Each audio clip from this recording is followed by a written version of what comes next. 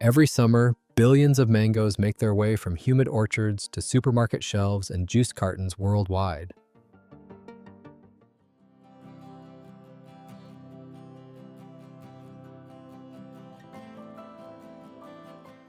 But when the fruit is this delicious, no one would go in the dirt just to see how it's been happening in the industries for centuries. Literally, no one.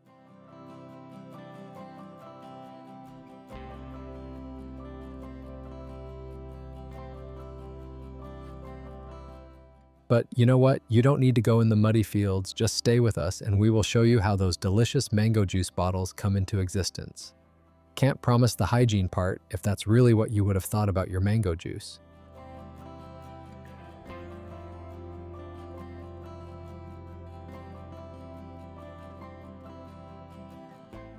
So, the journey starts with carefully chosen grafts. Unlike wild mangoes that sprout from seeds and can take up to 8 years to bear fruit, commercial farms rely on grafted saplings, hybrids created by joining a hardy rootstock with a high-yield branch.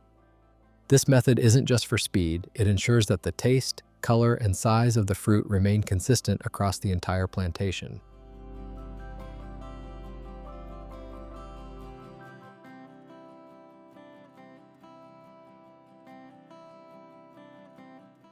The ideal mango climate: hot, dry days and mild nights. Mango trees thrive in tropical and subtropical regions like Thailand and Mexico.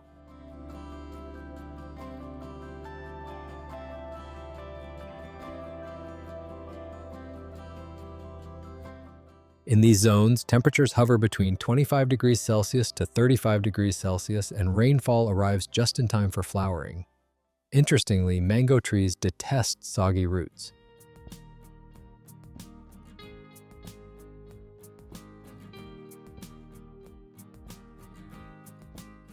That's why farmers often plant them on slightly raised mounds or gentle slopes, allowing rainwater to drain naturally.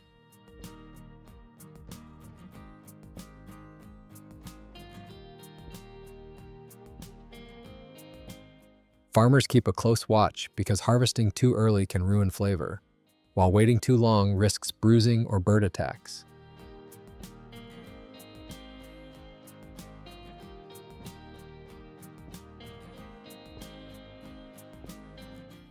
The mango's ability to grow for decades is legendary. A well-cared-for tree can produce fruit for over 100 years, and its yield actually increases after the first decade.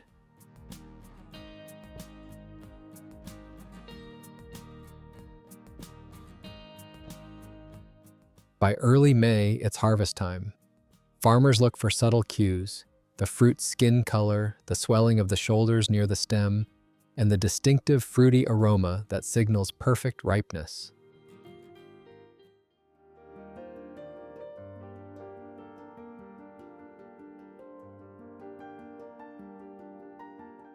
Once grading is complete, the fruits go through weighing and registration. Each crate gets a label indicating orchard origin, variety, harvest date, and maturity level.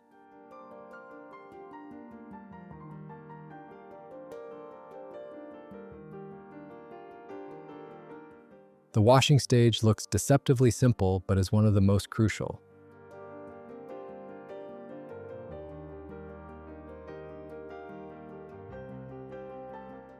Mangoes are dumped into large stainless steel tanks filled with gently circulating water. The water temperature is carefully maintained around 45 degrees Celsius in some cases to remove field dust, latex sap, and surface contaminants.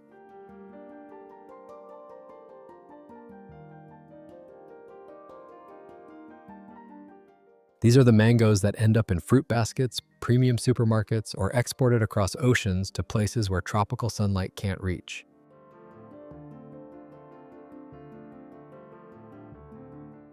Before a single mango moves ahead, the factory's quality control team measures 3 vital parameters: bricks level, firmness, and surface quality.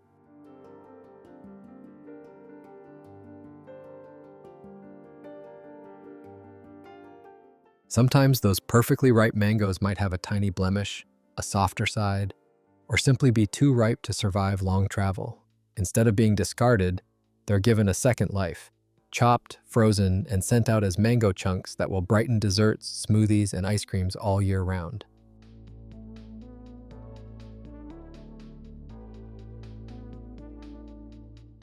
The incoming mangoes arrive from the ripening chambers, vibrant and aromatic. Workers check for any signs of overripeness or spoilage. Industrial-scale factories deploy rotary mango peelers, machines that use soft rubber rollers and high-pressure water jets to slip the skin off without damaging the pulp.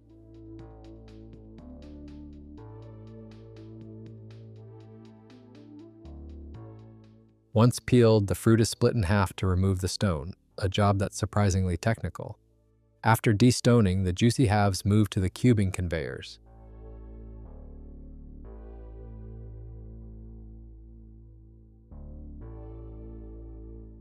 Stainless steel blades or grid slicers cut the mango into precise cubes depending on the buyer's requirement.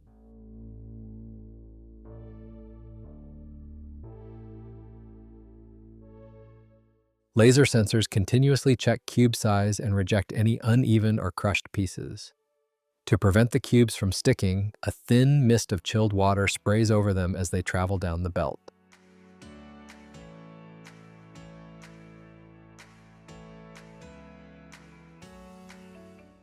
While the frozen section focuses on locking in freshness, the puree line is where the mango's essence gets intensified. Its aroma, sweetness, and color condensed into a silky golden pulp that will later flavor ice creams, yogurts, and juices.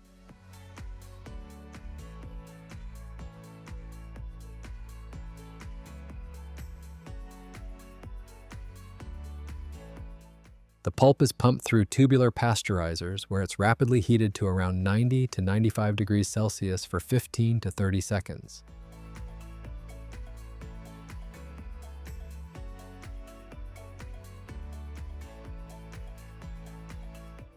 This short, controlled heat exposure destroys enzymes and microorganisms without damaging the fruit's color or taste.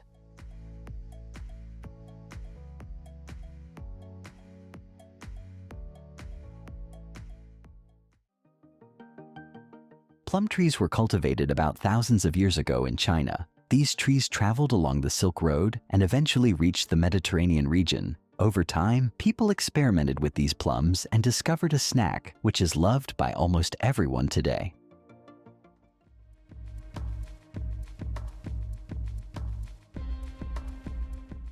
Most people don't realize that plum trees have what farmers call their teenage years.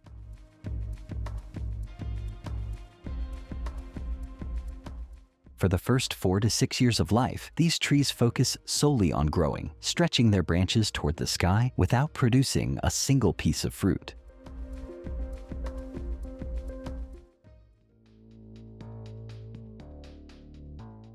When temperatures drop, these trees enter a period of dormancy, and the harsh winter triggers the production of natural compounds that will later influence the sweetness of the fruit.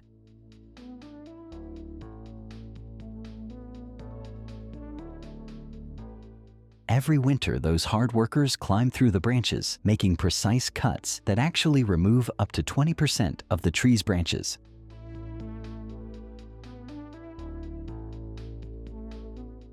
By opening up the tree's canopy, sunlight can reach deeper into the branches that ultimately results in larger and sweeter plums.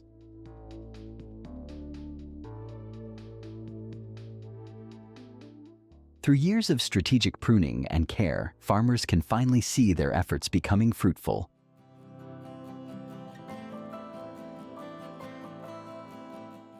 Throughout the year, farmers wage a careful battle against nature's challenges. In winter, when fog blankets the valley, they need to monitor soil moisture, while spring brings the threat of late frosts, requiring sophisticated temperature monitoring systems that can trigger warming fans at a moment's notice. By summer, their focus shifts to precisely controlling irrigation, ensuring each tree gets exactly what it needs to produce the sweetest fruit possible.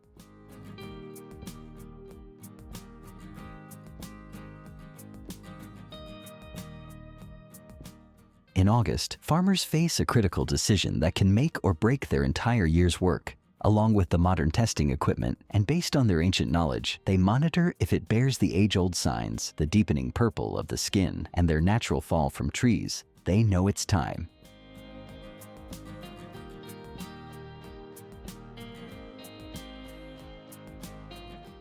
When harvest day arrives, the orchard comes alive before dawn.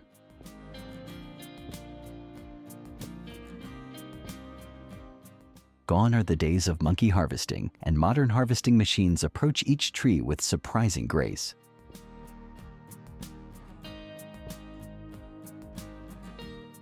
These machines grip the trunk and deliver a precise shake that causes ripe plums to rain down onto catching frames below.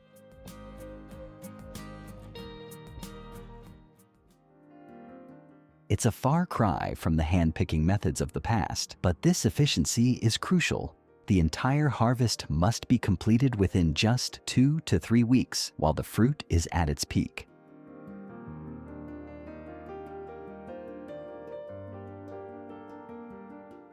But the journey is far from over. These freshly harvested plums make their first stop at cleaning stations right in the orchard, where advanced sorting systems use jets of air to separate leaves, twigs, and damaged fruit.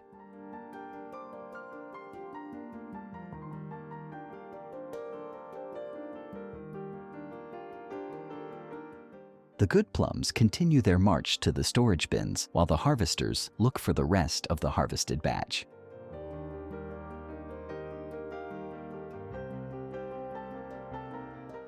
What makes this moment so crucial is that these fresh plums have spent months developing the perfect balance of sugars, acids, and other compounds.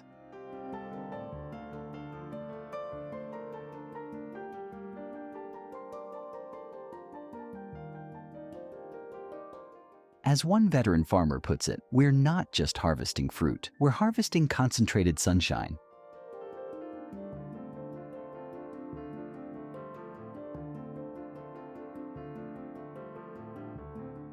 This natural sweetness is about to become even more intense through the drying process. But in order to see that, you need to stay with us for a little more, and you will witness the best transformation under process.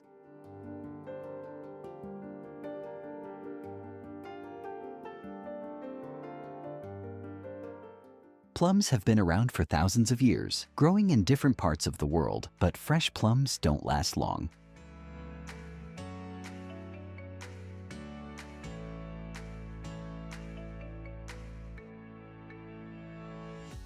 They spoil quickly, and that's a problem if you're a farmer or trader trying to sell them across long distances.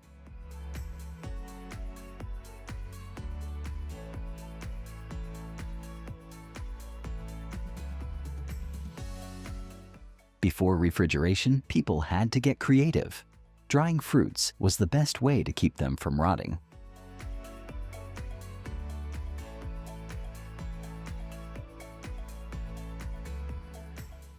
Yes, these fresh plums are cleaned and sorted out first to be packed right away in the jars, so anyone who craves fresh fruit consumption can grab those bottles.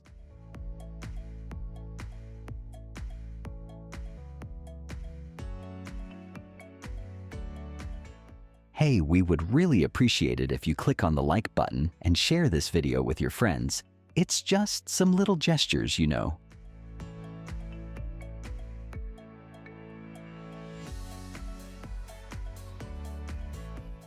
Traditional sun drying, still practiced in some regions, spreads millions of plums across vast drying grounds where they bask in natural sunlight for up to 2 weeks.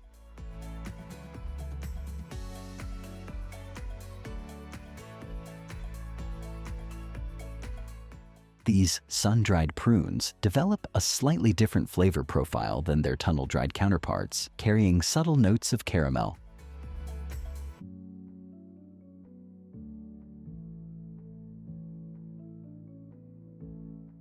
As moisture leaves the fruit, each plum shrinks to about 1/3 of its original size. But not all prunes shrink equally.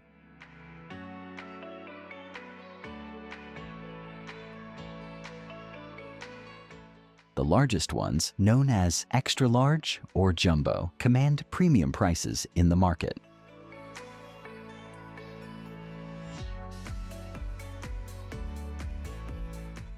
If you wonder why they need to do this trivial step again and again, trust me, it's for our own good. Otherwise, we might be the first one to question their ways.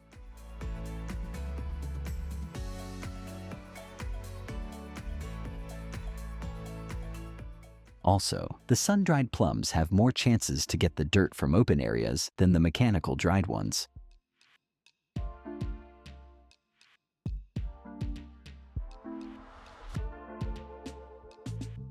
So washing them thoroughly makes sure of the removal of those contaminants.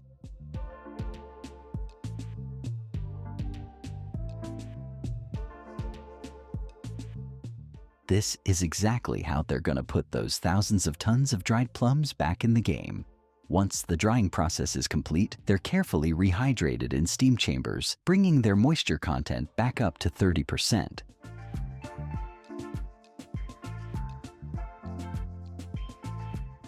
This step transforms them to the final stage, the chewy prunes we know.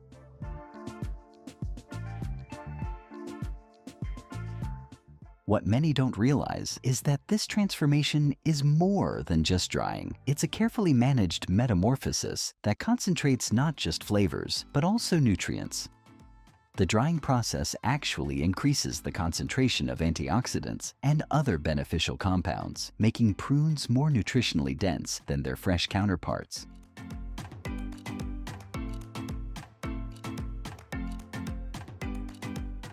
This delicate balance between traditional methods and modern innovation has been refined over generations.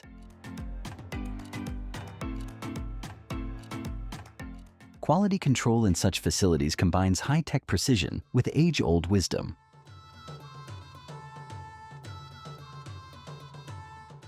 Lasers scan each prune for imperfections, while seasoned inspectors rely on their trained eyes to catch what machines might miss.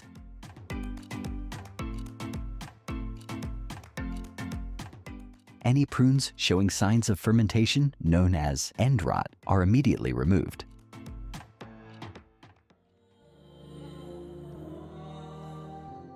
Today, these prunes travel to more than 70 different countries worldwide.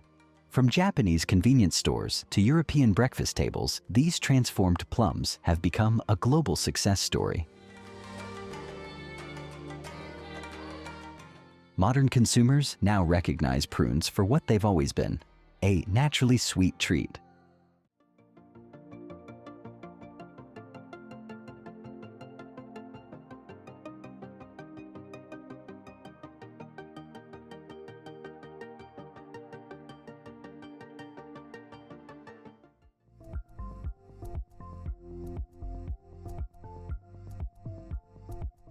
You can't consume cranberries as a fresh fruit because it's too tangy for that.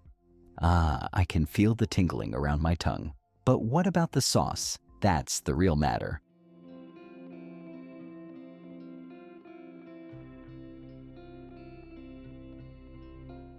So before a single vine goes into the ground, farmers have to create the perfect environment for them.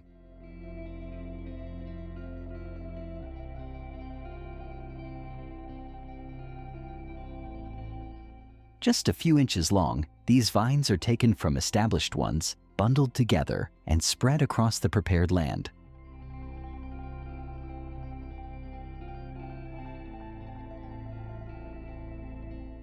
Cranberries are slow growers. From a seed, it would take years before they produce fruit. But with cuttings, the vines establish much faster.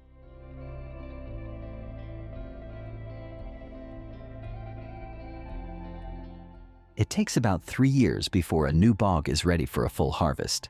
That's a long time to wait, but once the vines take hold, they can keep producing for decades. These delicate blossoms are what eventually develop into cranberries.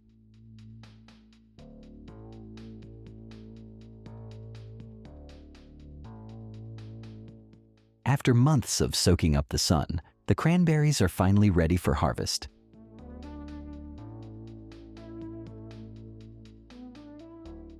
By early fall, the fields are filled with deep red berries, packed with tiny air pockets that'll help them float.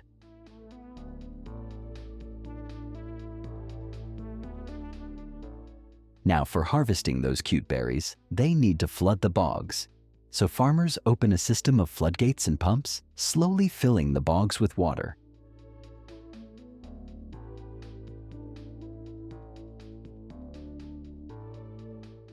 With the cranberries floating freely on the water, it's time to gather them up.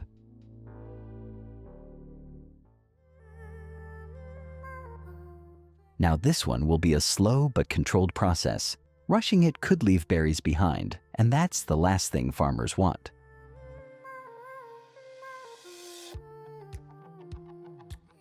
Once the berries are fully gathered, a powerful suction pump steps in.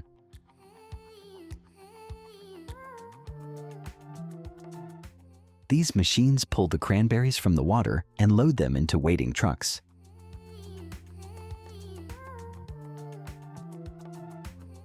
The suction tubes are the giant vacuum hoses, slurping up thousands of berries at a time, while conveyor belts gently lift and drop them into the truck bed.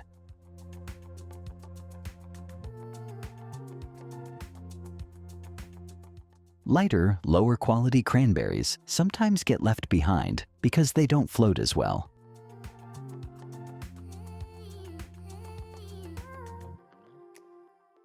The moment cranberries are lifted out of the water, these berries don't just get scooped up and tossed into trucks. They go through a built-in cleaning system before even leaving the farm.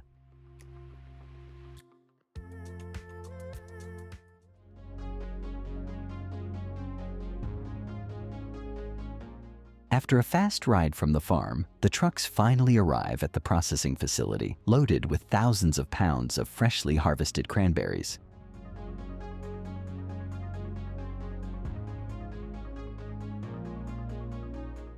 Here, these berries will be passed through several procedures to make sure they are squeaky clean.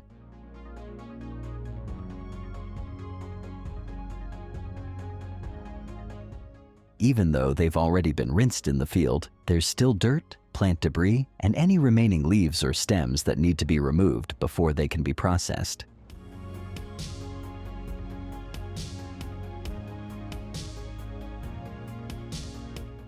As they float along, the cranberries pass through a roller system with fine mesh screens, which filter out anything that's not a berry.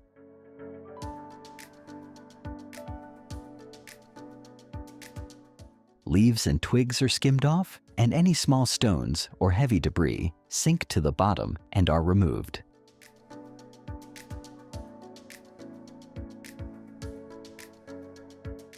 With the cranberries now clean and dry, it's time to separate the best from the rest.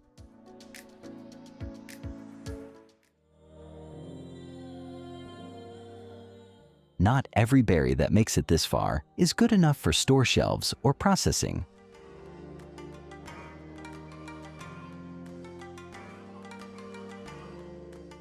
Factories use a combination of machines, air jets, to make sure only the highest quality cranberries move forward.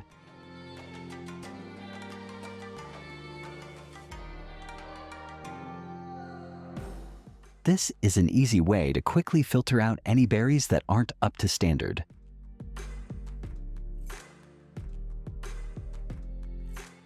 The cranberries travel along a conveyor belt lined with mechanical rollers. These rollers have gaps that are precisely sized to let smaller, underripe berries fall through, while the larger, fully developed ones continue moving forward.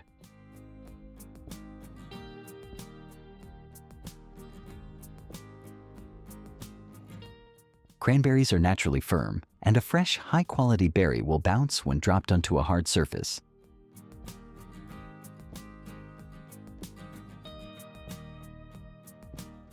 Good cranberries bounce up and land in collection bins, while soft or overripe ones simply roll down and get discarded.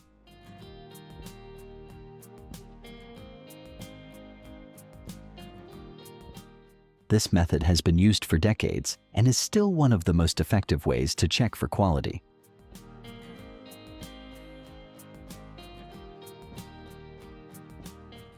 These berries need to be handled quickly to lock in their freshness and preserve their vibrant color, tart flavor, and nutrients.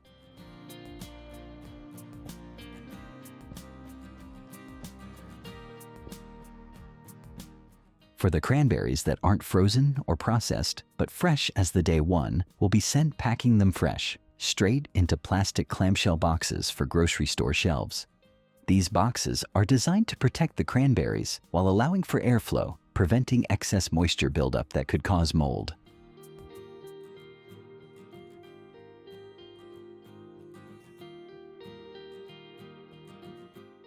For cranberries destined for large-scale food production, like juice factories, bakeries, and restaurants, plastic boxes won't cut it.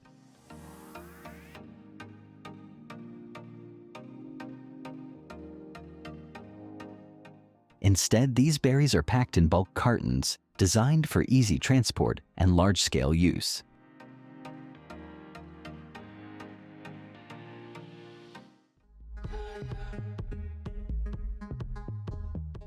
These cartons are lined with food-safe plastic bags to prevent moisture loss and keep the berries fresh.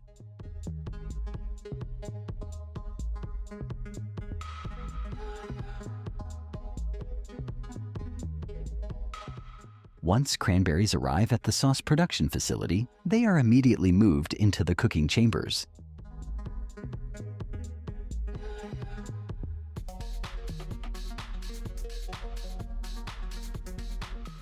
The cranberries are transferred into huge industrial kettles where they are mixed with water and sugar to create the perfect sweet and tangy sauce.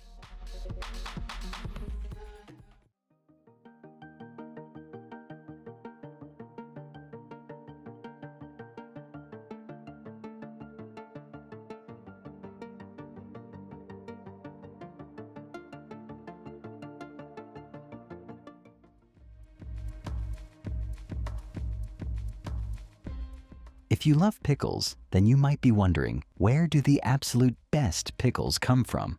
Look at you, dying to know the truth. Well, stick with me for a few moments, and you'll see the behind the scenes they don't show to the public.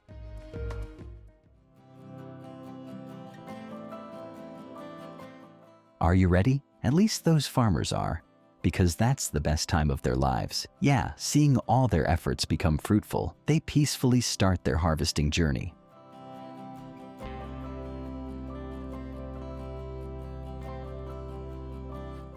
First of all, let me tell you that the most common varieties of pickle cucumbers are Kirby, Boston pickling, and National pickling cucumbers. Yes, they even have pickling in their names.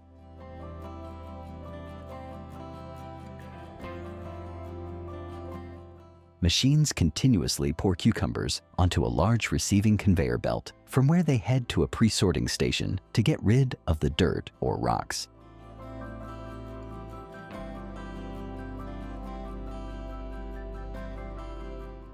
They don't just grab any cucumbers they find. The ones used for pickles are very specific even within their own kind.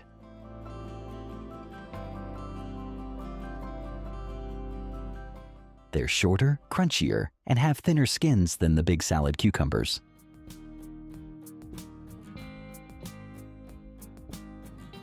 Farmers choose to harvest cucumbers manually because these delicate fruits need gentle handling.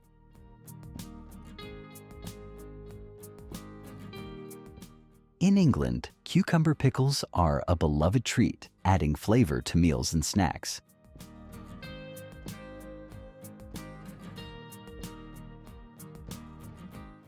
Millions of jars are cracked open and enjoyed as a snack every year.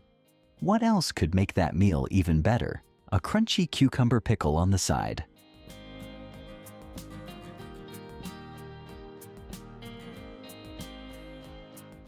The cucumbers now take a dip into buffer tanks filled with water, floating around, waiting for their turn to hit the wash line without slowing anything down.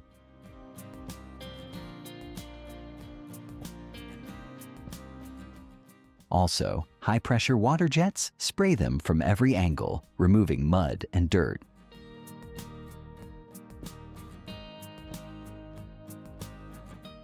The sanitizing dip comes from a shallow tank filled with a mild, food-safe cleaning solution.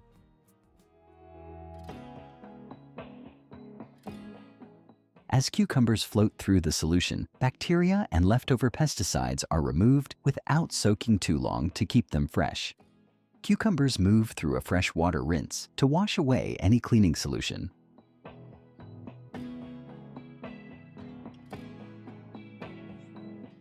Factories sometimes reuse clean water here to make the process more eco-friendly, which is a nice bonus. Sparkling clean, cucumbers travel down the conveyor belt. As they have reached the sorting station, now workers are going to check each one for the desired size, top-notch quality, and if they've any defects.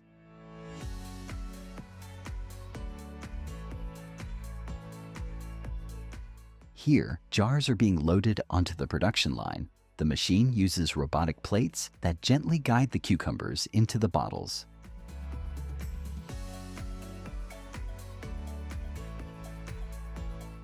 Sometimes, to fit cucumbers tightly, the machine gives the jars a little shake. The magical brewing solution is then poured into the bottles over the cucumbers.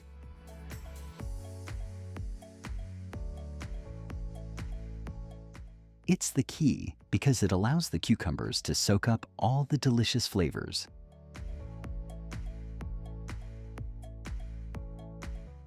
Workers usually stand at stations where bottles move toward them on a conveyor belt. They carefully grab the long cucumber slices in small bundles, while on the other hand, robotic machines drop the slices directly into the bottles that fit perfectly every time.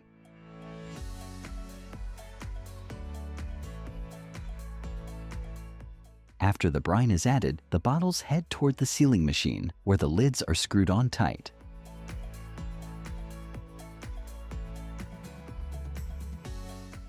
The jars are then grouped together so that wrapping buddies can easily wrap them together to make a whole bunch.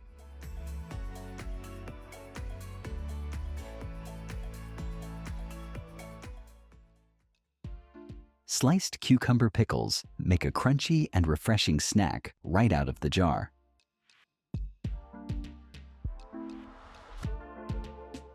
So, yeah, absolutely, they're perfect for satisfying cravings without the guilt.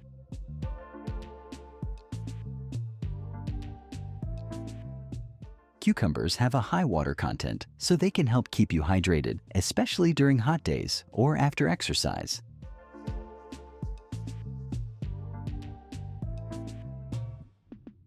Also, cucumber pickles are low in calories, making them a great snack option for those looking to enjoy flavor without adding extra calories to their diet. The pickling solution is the basic thing for tasty cucumber pickles.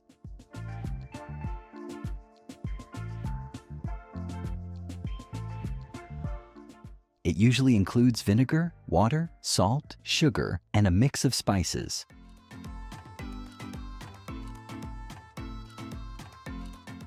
Have you ever thought about why these ingredients matter?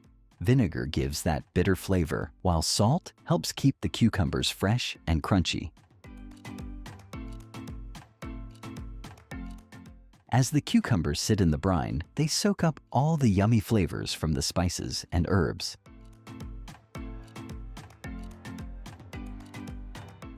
My God, how can you tell you're a big pickles fan if you can't smell this video? That hot yet comforting brine fragrance. Still no? Never mind. If I ask you what's that one condiment you'll have for life, stop right there. Don't you say anything but ketchup. If you do, you'll probably lie. Guys, that's our die-hard childhood companion, don't you think?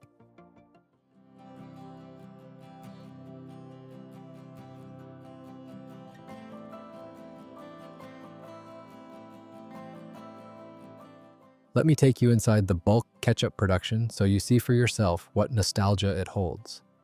Ketchup production begins with a crop that has been standardized for scale, the processing tomato.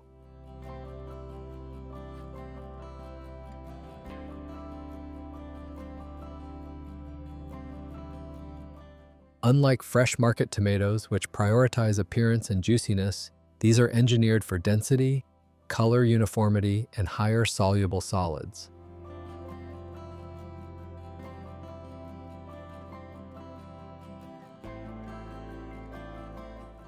Farmers contract their fields months in advance with processors such as Heinz, Hunt's, or Morningstar, ensuring the fruit meets strict parameters.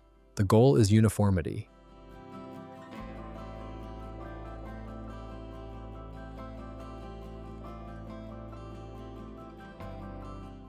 Every tomato delivered to the factory must provide predictable levels of sugar, acidity, and color.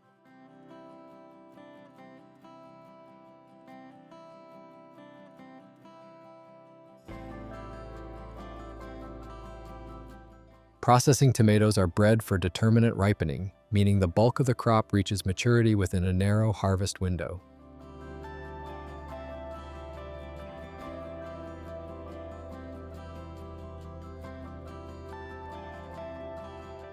Harvesting is conducted with self-propelled tomato harvesters, each capable of handling up to 60 tons per hour.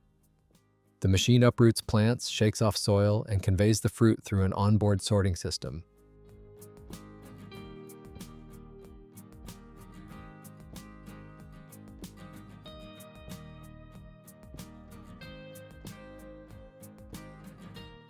Electronic sensors and mechanical shakers remove dirt clods, vines, and unripe fruit, leaving only mature tomatoes.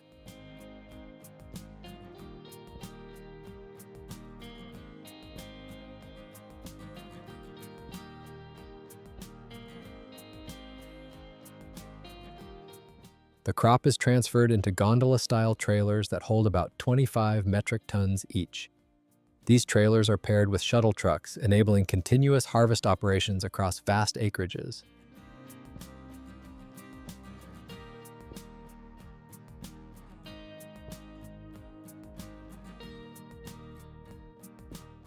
Factories position themselves close to production zones because tomatoes deteriorate rapidly after harvest.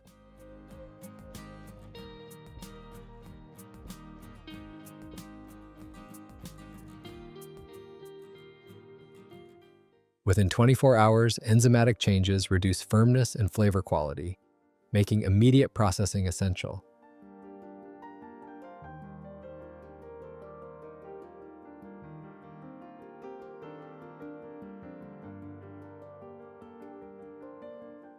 Trucks haul their loads directly from fields to plants where intake systems operate around the clock during peak season.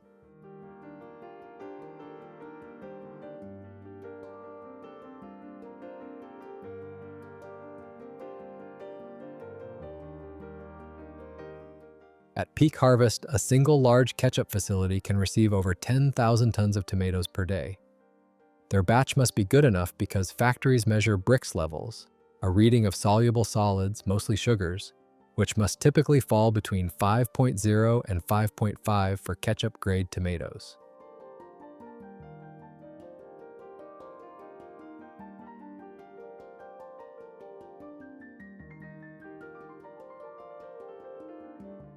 At the factory gates, the trucks unload into water. Long channels called flumes pull tons of tomatoes forward in a steady current.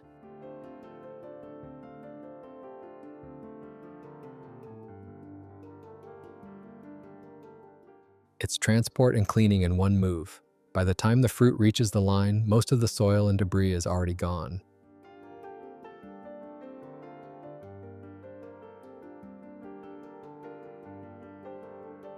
On the conveyor belts, thousands of tomatoes pass optical scanners every minute.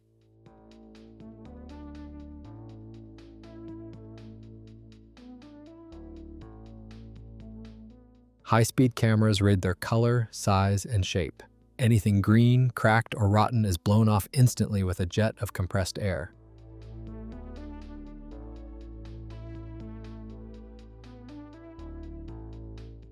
What once took a team of inspectors is now handled in milliseconds.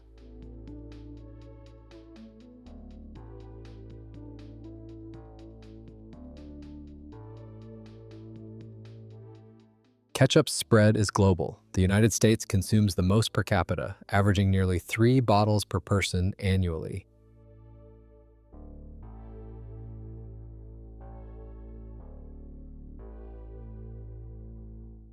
Germany follows closely, where ketchup is paired with sausages and fries.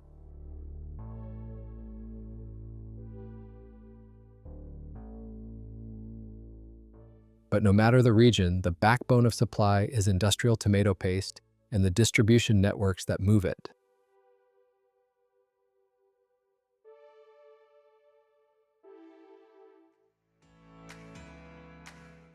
What's more shocking is that how brands standardize across markets while still adapting to local tastes.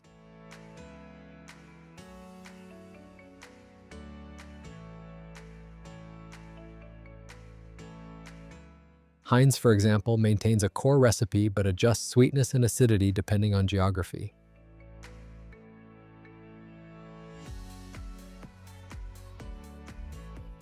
Bottles destined for Canada are slightly less sweet than those for the Middle East.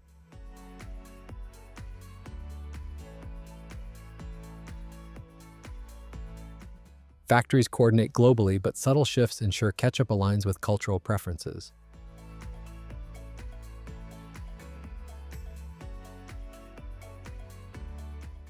A single multinational brand may operate more than 30 bottling plants worldwide.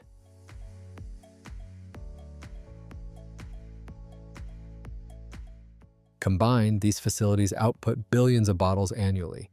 To keep this system synchronized, companies rely on advanced demand forecasting. Skip these deets and let's come to the core thing.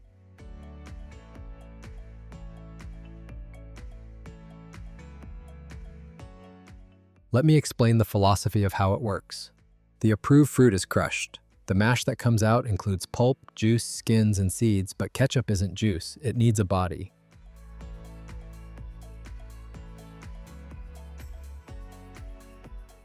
That's why the mash is heated immediately in what the industry calls a hot break.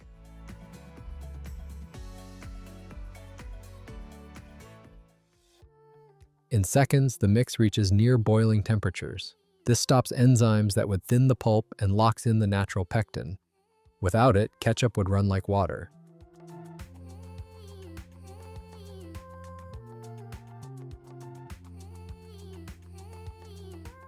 Next come the finishers. These are industrial sieves that spin the mash at high speed.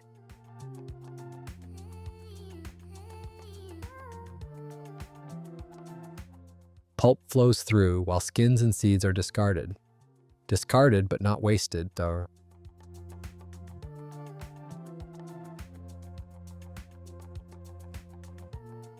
They are sold for animal feed or even pressed for tomato seed oil. At this scale, even byproducts are part of the business.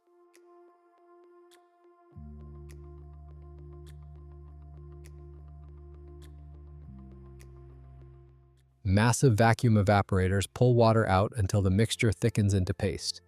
6 kilograms of raw tomatoes shrink into just 1.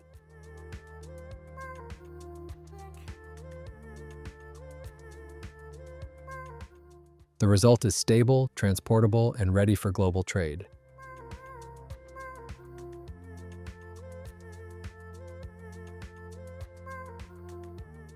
One factory can fill thousands of steel drums with paste, each holding 200 liters, and those drums move worldwide.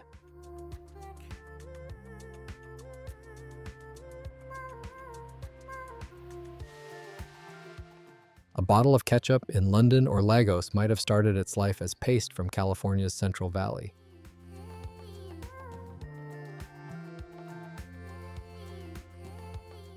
By the time this stage is complete, the fragile fruit from the field has been turned into an industrial ingredient, consistent, dense, and built for the demands of worldwide ketchup production.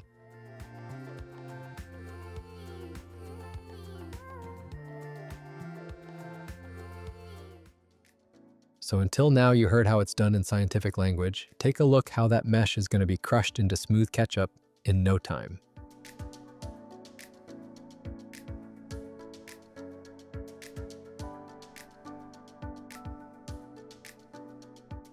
To become the sauce known worldwide, that tomato paste needs balance: sweetness, acidity, and spice.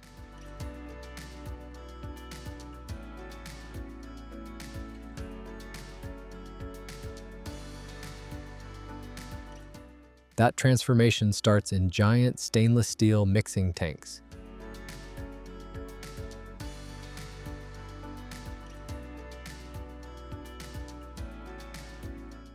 Each one can hold tens of thousands of liters, and every batch is formulated with mathematical precision. For this video's purpose, let me focus to one of them. To this, factories add water, vinegar, sugar, salt, and a tightly controlled blend of spices.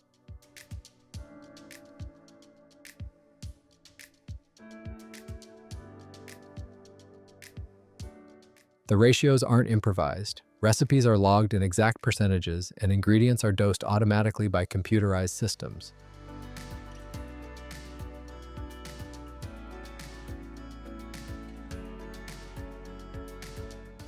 Cooking produces ketchup, but not yet a safe product for global distribution. Before it can be packaged, every batch must be sterilized.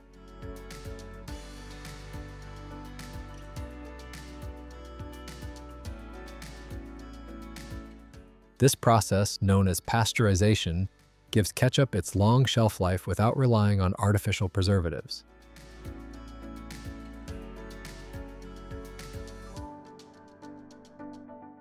Here, automation takes over. Stainless steel filling lines can process up to 1,200 bottles per minute. The sauce is kept hot during filling to maintain flow and sterility.